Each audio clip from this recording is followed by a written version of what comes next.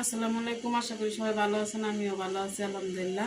আজকে আমি রান্না করবো হচ্ছে গুঁড়া মাছ, নতুন আলু দিয়ে চচ্চড়ি করবো আর লাল শাক ভাজি করবো। চলেন দেখাই আপনাদের গুঁড়া মাছটি কত সুন্দর।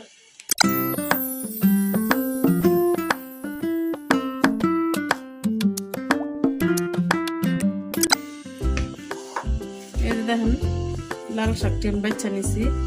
এই যে দুই নাই কিন্তু এখন লাল শাকটি কত সুন্দর, এই যে একদম টাটকা। আর এই ছোট ছোট লাল শাকটা খাইতে কিন্তু ভালো লাগে। আর এই যে মাছ নদীর পাঁচ মিশালে যে গুঁড়া মাছ কত সুন্দর, এরকম সচরাচর টাটকা গুঁড়া মাছ কিন্তু পাওয়া যায় না। এই মাছগুলো কিন্তু খাইতে অনেক মজা। এটা একদম নদীর মাছটি আর শাকটি আমি সুন্দর করে ধুয়ে নিব। আমি শাকটি ধুয়ে নিছি সুন্দর করে। প্রথমে চুলাটা জ্বলায় আমি শাকটি সিদ্ধ দিয়ে নিব। চুলাটা জ্বলায় নিলাম, শাকটি বসাই ধরবো।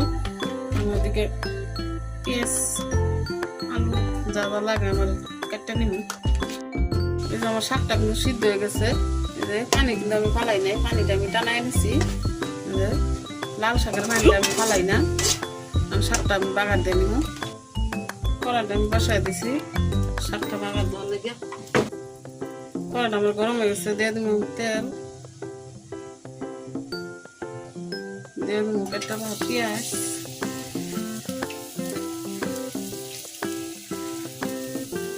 দিয়ে দিব রসুন, দিয়ে দিব কাঁচামরিচ। কাঁচামরিচ আমি কম দিচ্ছি, আর এই যে আমন দিয়ে রাখছি। আমার ছেলে তো মরিচ খাইতে পারে না, কাঁচামরিচের আমার তো বেশি জাল নাই, আবার মরিচ দেখে গড়ায় না। আমার মরিচ টেস্টি ভাজা হয়ে গেছে, করে বাইতে দিচ্ছি। শাকটা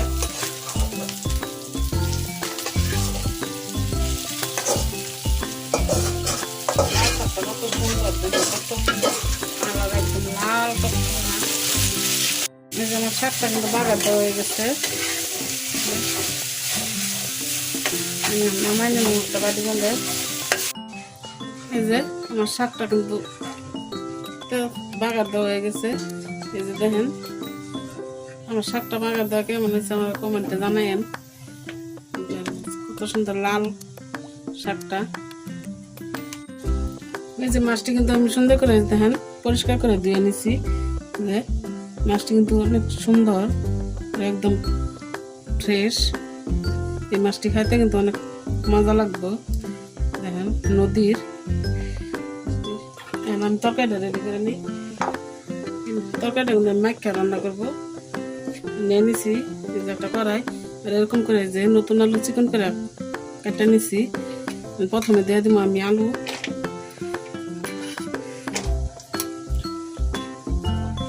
নতুন আলু তরকারি তো খাইতে অনেক মজা। দিয়ে দিব আমি যে কাঁচামরিচ কুচি। কাঁচামরিচ কুচি কত ডিগ্রি চাই, কিন্তু মরিচটা আসলে জাল নাই। দিয়ে দিব এই যে টমেটো কুচি, দিয়ে দিব এই যে অনেকটা পরিমাণে পেঁয়াজ কুচি। তবে মাছ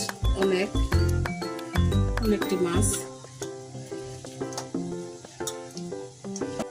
দিয়ে দিব আমি যে স্বাদ মতো লবণ, দিয়ে দিব আমি কিছু গুঁড়া মশলা, হলুদের গুঁড়া, লাল মরিচের গুঁড়া, অল্প পরিমাণে ধনিয়ার গুঁড়া। গুঁড়া মাছ আমরা আদা রসুন জিরা খাই না, ধনিয়ার গুঁড়াই দিলাম। দিয়ে দিব আমি তেল। আমি সব কিছু সুন্দর করে মেখে নিব মশলার সাথে, যেহেতু আমি তরকারিটা মেখে রান্না করবো, ভালো করে মাখতে দেবো। এই দেখেন আমি মশলা কিন্তু খুব সুন্দর করে মেখে নিচ্ছি। এই যে গুঁড়া মাছটা এরকম করে মেখে রান্না করলে খাইতে মজা লাগে। আমার বাচ্চারা তো গুঁড়া মাছ বেশি পছন্দ করে না, আমার কাছে ভালো লাগে। হয়ে গেছে, দেখেন কত সুন্দর করে আর আমি মাছটি দিয়ে আবার মেখে নেব।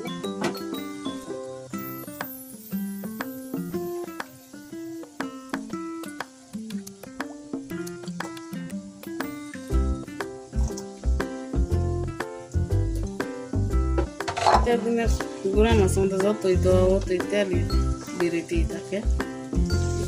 আবার মেখে নিয়ে মাছের সাথে মিশাই নেব সব কিছু। তরকারিটা কিন্তু মাইকে রান্না করলে খাইতে মজা লাগে। এরকম করে আপনারাও একদিন মাইকে রান্না করে খাইয়া দেখেন, খাইতে কিন্তু অনেক মজা। আমি উপরে অল্প পরিমাণে পানি দিয়ে দিব, আমার হাতটা দিয়া।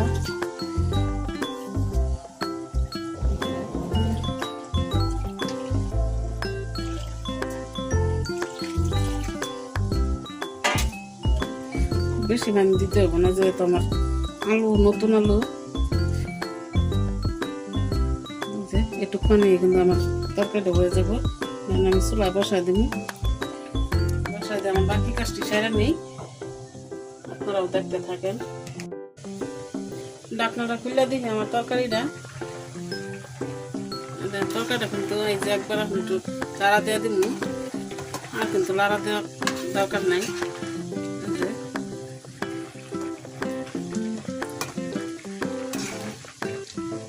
একটু জল শুকাই নিই। আমার তরকারিটা কিন্তু হয়ে গেছে। মাছটি আমার টাটকা দেখে কিন্তু আমি একটু জল জল রাখছি, আপনারা চাইলে আর একটু শুকাইতেও পারেন। আমি নামাই নেব তরকারিটা।